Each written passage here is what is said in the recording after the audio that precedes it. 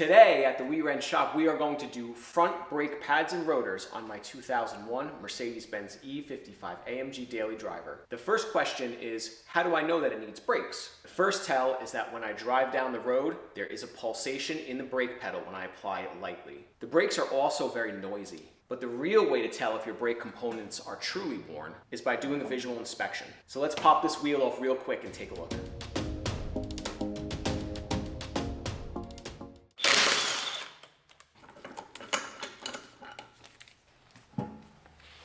This right here is what I'm looking at. This is the friction material of the brake pad, and you can see it is significantly worn. Now these pads do have some life left, but from my experience in the field, they're close to their limit. Also, right here on the rotor, there is a very significant lip that's developing. That's very characteristic of brake rotor wear. But what happens is this edge of the pad starts to interact with that lip and it causes the pad to chatter, and there's your squeaky brakes. The first step in the disassembly process is to remove this anti-rattle spring. It just pries right off.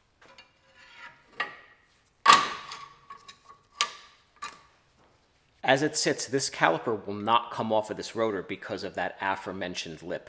What I have to do is I have to pry and create some space. What this is doing is this is compressing the piston of the caliper. It's creating enough space for that pad to travel over the lip of that rotor. To remove the caliper off the caliper bracket, there are two slide bolts, here and here. You have to just remove these dust caps.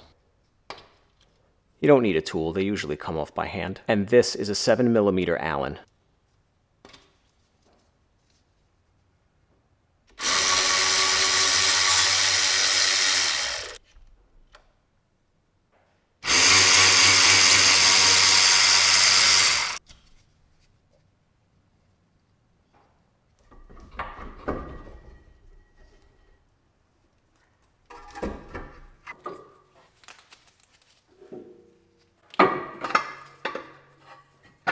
Now we need to get this rotor off of here.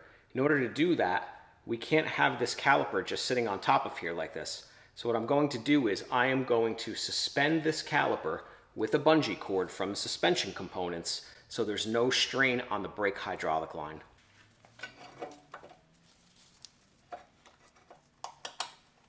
Now I have this bungee cord wrapped around the caliper here so we can get a better look. In order to remove this brake pad, there's a spring clip that holds it into the piston. Now one brake pad stayed with the rotor, the other brake pad is on the caliper here. So with it suspended out of the way, I could work with it a little bit. It's removed by just pulling up on it.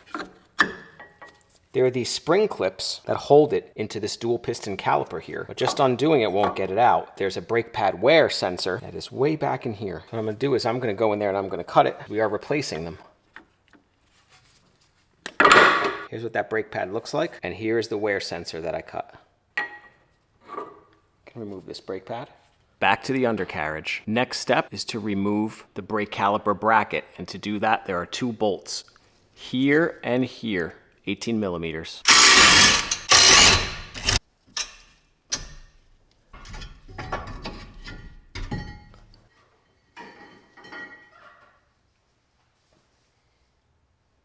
These rotors have a 5mm Allen retaining nut right here. That's the final step to getting them off.